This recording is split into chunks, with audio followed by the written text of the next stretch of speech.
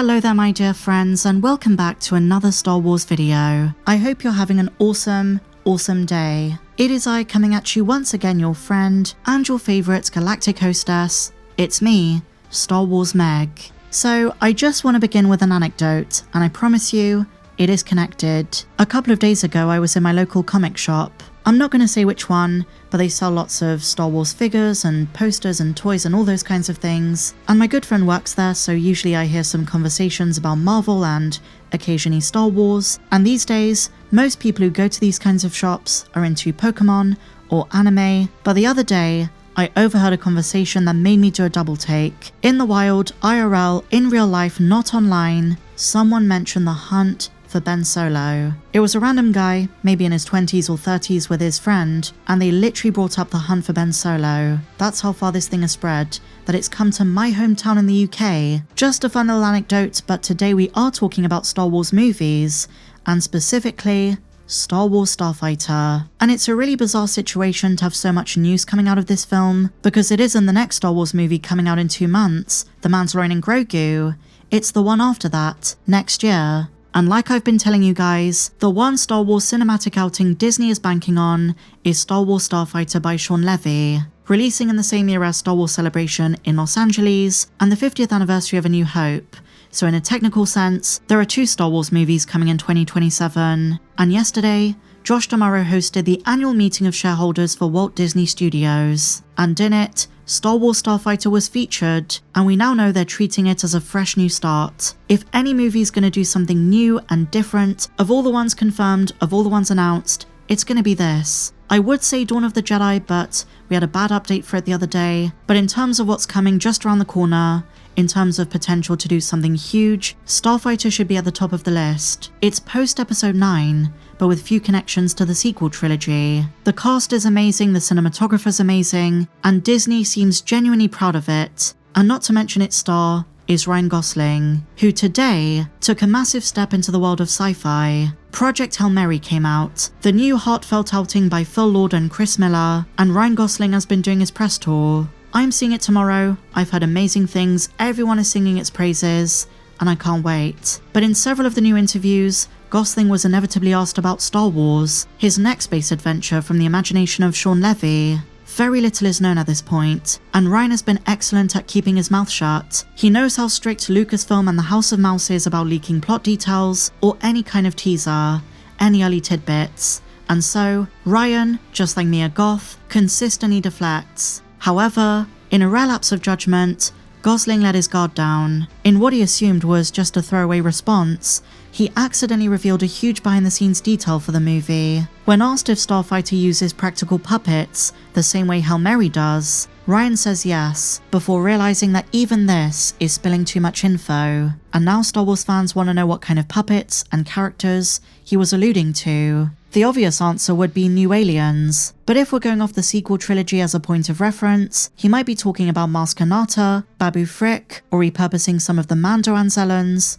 or even Porgs. A crazier suggestion I've seen is that we might see Grogu a bit more grown up. I really doubt they do this, include him in 2 standalone movies from 2 separate eras back to back, but with Kathleen Kennedy producing both, you just never know when there's going to be connective tissue. I don't think they're going to do that. Shawn Levy and Jonathan Tropper said there are no familiar characters, and I hope they stuck to their word.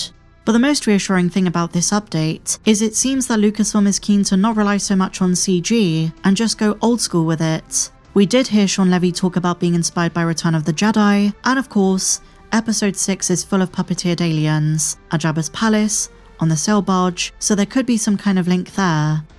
Speaking with Collider about the movie, Ryan Gosling goes on to say this: "It's such a great story on its own, and the characters are amazing, the journey is epic, and I think that Shawn Levy, he's got it. He's got the tone. He's got the enthusiasm for this. It's infectious. Everybody involved is just sucked into his love. He's so passionate about this that he's really so in his element. It was a beautiful thing to see.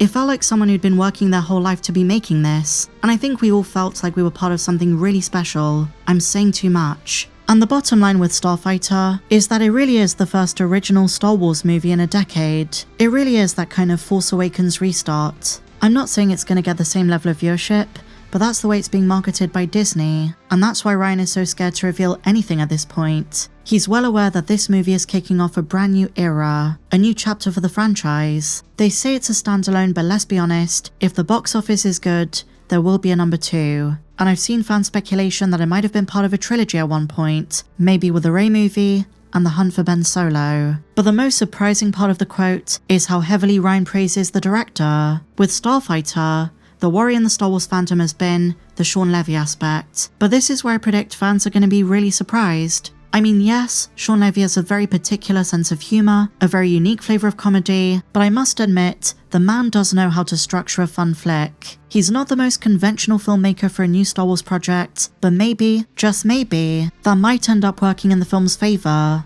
Project Hail Mary is another great example of this exact trope, where fans were skeptical about the creatives, Phil Lord and Chris Miller, and yet, they pulled off something which many are saying is amazing. So I wouldn't write off Starfighter just based on the Shawn Levy aspect. He's not just saying the movie is cool, he's literally saying that Levy's tone, passion, and feeling on the set is what defines this film. And I think Ryan Gosling knows at this point what makes a really good action-packed adventure, and so I hope he's right when he says fans are not going to be disappointed. Kathleen Kennedy also sang his praises, but with Kathy, always take things with a pinch of salt. She's never going to poo-poo a project that she worked on, and so I'd rather hear the opinions of others who worked on it. Mia Goth is another one. Just a couple of months ago, she was saying how amazing her character is, how mysterious her character is, and how smoothly production went. They are so proud of this film. You've heard me say this a million times, but it really should have come first. Before The Mandalorian, they should have put those characters on ice. Just for a bit. Moving back to the big screen from the small screen should have started with something fresh, and that is what Starfighter is.